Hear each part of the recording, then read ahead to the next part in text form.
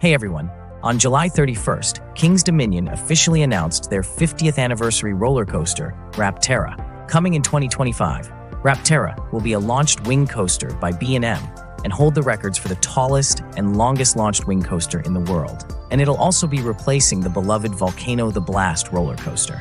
So in this analysis video, I'll go over Rapterra's layout and theme, what this addition means for King's Dominion's future, and give my overall thoughts on this new coaster coming. So starting with the layout, as you dispatch from the station, there's going to be a right-hand turn that goes straight into the first launch.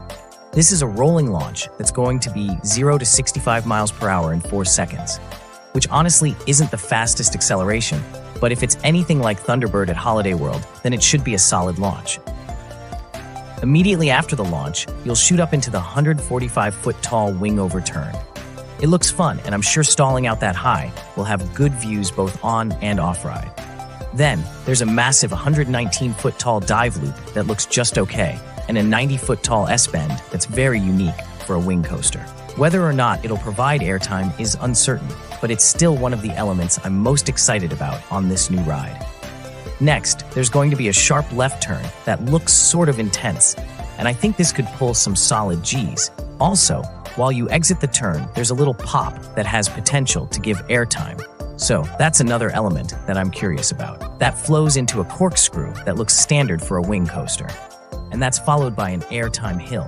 I'm hoping that this will be like the airtime hill on Phoenix at Toverland, and not like other weak wing coasters.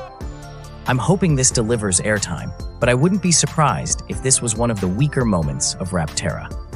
Then, there's what King's Dominion is calling the Raptor roll, which is basically just a heartline roll. It looks like it'll give good hang time, and I'd love to see a near miss around this inversion. And after that, there's just a right turn into the brakes. Overall, the layout looks very unique for a wing coaster, and I like how it looks more airtime focused as opposed to most wing coasters just focusing on inversions. The launch looks good, the pacing looks good, and the elements that they chose all look great. My only question is whether or not the S-bend and airtime hill will actually give airtime, but I'm confident in B&M in that regard. So now let's go over the theme. And I'm not 100% sure about what it is, but from what I've heard, it's going to be about you exploring some temple ruins, then you accidentally uncover a mythical bird, and together you and the bird have to escape the falling ruins or something like that.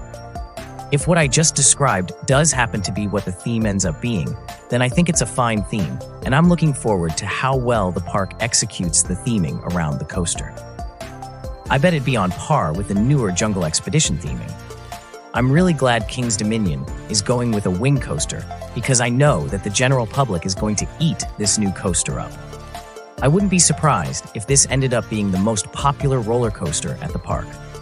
Rapterra won't be too intense, and it should be very re-rideable. Along with Rapterra, I think we can expect King's Dominion to receive many upgrades in the coming years for coasters like Backlot Stunt Coaster and Flight of Fear.